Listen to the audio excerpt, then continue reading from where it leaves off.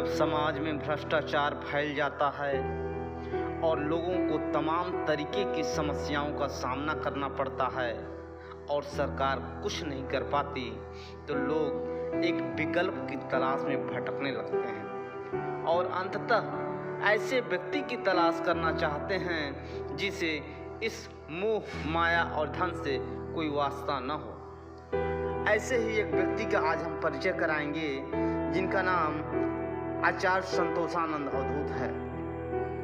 यह आनंद मार्ग के वरिष्ठतम सन्यासी वर्कर हैं। संगठन की 2 महत्वपूर्ण पत्रिका भक्त समाज और प्रौत अंग्रेजी का वर्षों से सफल संपादन करते आ रहे हैं। आचार्य जी का संपूर्ण जीवन आनंद मूर्ति जी के प्रौत दर्शन को धरती पर स्थापित करने हेतु समर्पित है।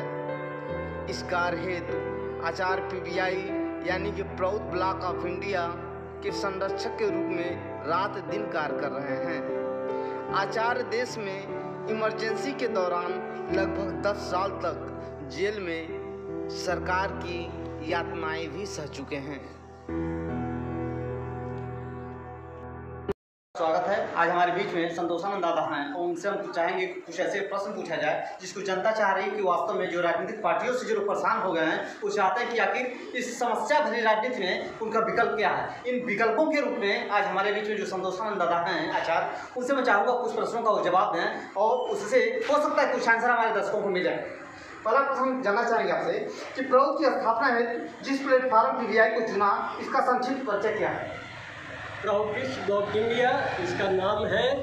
यह नाम श्री प्रभात रंजन सरकार ने 1968 में दिया, जिसके लिए उन्होंने अध्यक्ष के रूप में श्री शशि रंजन साहू बिहार के मुजफ्फरपुर लोकसभा से जो सांसद थे उनको नियुक्त किया और उस वक्त वे कांग्रेस पार्टी के सांसद थे और उन्होंने कहा कि तुम कांग्रेस से इस्तीफा दे करके और पीबीआई की घोषणा करो।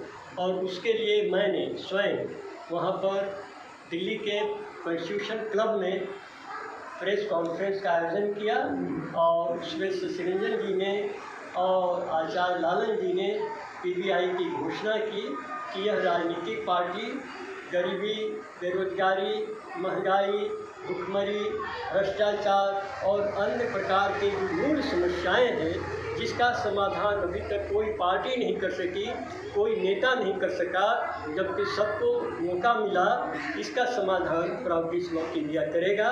इसीलिए इसकी स्थापना हुई है और ये इस कार्य में लगा हुआ है।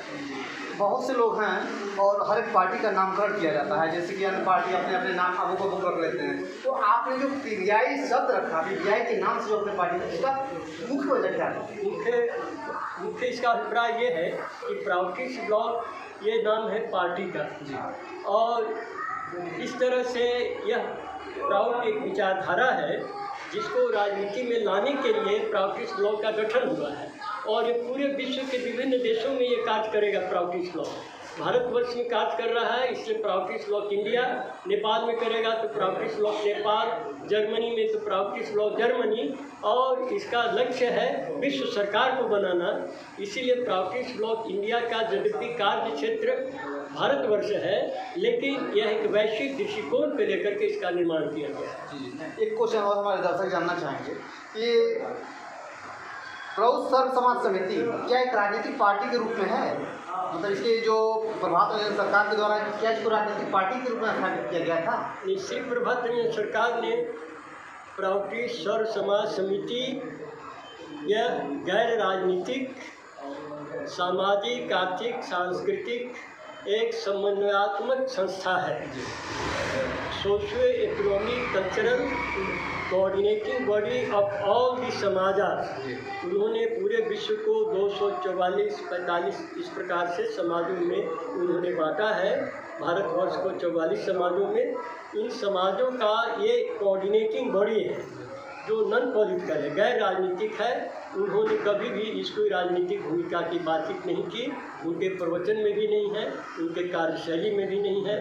उन्होंने कभी इसको एक राजनीतिक दायित्व नहीं करा। एक प्रश्न और है कि किसी भी देश के आगे बढ़ने के लिए उसकी युवा का बहुत बड़ा योगदान होता है। तो इतने बड़ी पार्टी को लेकर के आप चल रहे हैं और भारत के युवाओं को क्या संदेश देना चाहेंगे? ये संदेश देना है कि आज भारतवर्ष जिस दुर्गति की स्थिति में है, उसको अगर इसको सदगति की तरफ ले जाना है, उन्नति की तरफ ले जाना है, तो युवाओं की सबसे महत्वपूर्ण भूमिका है। क्योंकि जिस देश के युवा और युवती जिस भी संगठन अभियान से जुड़ जाते हैं, वह चीज़ कामयाबी को प्राप्त कर लेता है।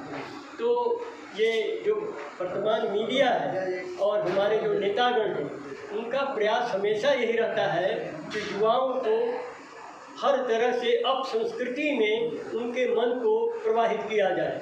रियलिटी शो, कौन बनेगा करोड़पति और तरह तरह के मैथिली आइडल जो होते हैं, उनको ला करके, जिससे कि युवा उनकी तरफ आकृष्ट हो और उनकी गति सुरक्षित रहे। क्योंकि जब युवा सोचेगा हमारे देश में चंद्रशेखर आज़ाद ऐसे महापुरुष हुए, सुभाष चंद्र ऐसे महापुरुष हुए, बाबू कुंवर सिंह ऐसे हुए, गुरु गोविंद सिंह ऐसे हुए, जिन्होंने पाप, अन्याय, दुराचार, भ्रष्टाचार के खिलाफ ज़बरदस्त उन्होंने अभियान खड़ा किया और सफलता के मंजिल तक ले गए, तो उसके अंदर एक आक्रोश आएगा, विद्रोह आएगा, एक बागी तेवर आएगा। ये बागी तेवर कभी नहीं चाहते हैं, क्योंकि वे सही लोग नहीं हैं जो वहाँ पर होने चाहिए, उन पदों पर होने चाहिए।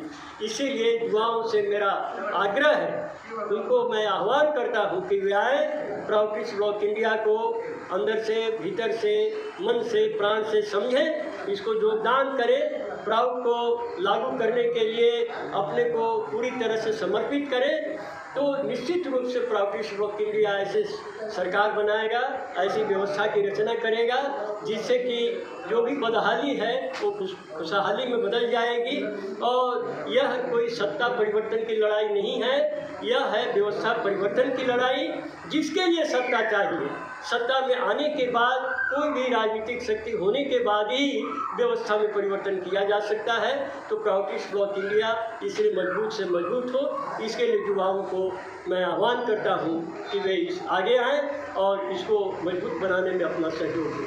ताकि आपके दर्शकों को बहुत अच्छी तरीके से आपने समझाया, इसके लिए आपको बहुत बहुत धन्यवाद। मैं भी आपको धन्यवाद देता हूँ कि आपने अपने चैनल से PBI को मौका दिया कि लोगों के बीच में अपनी स्थिति को रखें। मुझे उम्मीद है कि भविष्य में भी ऐसा सहयोग करते रहेंगे। नमस्कार। हमारे YouTube चैनल पर जाकर चैनल को सब्सक्राइब करें और नोटिफिकेशन पाने के लिए बेल आइकन को दबाएं। और अगर आपको वीडियो पसंद आया हो तो हमारे वीडियो को लाइक, कमेंट और शेयर करें। इसी तरह तहकीकात न्यूज के फेसबुक पेज पर जाकर पेज को लाइक करें और वीडियोस पर जाकर शेयर और कमेंट्स भी करें।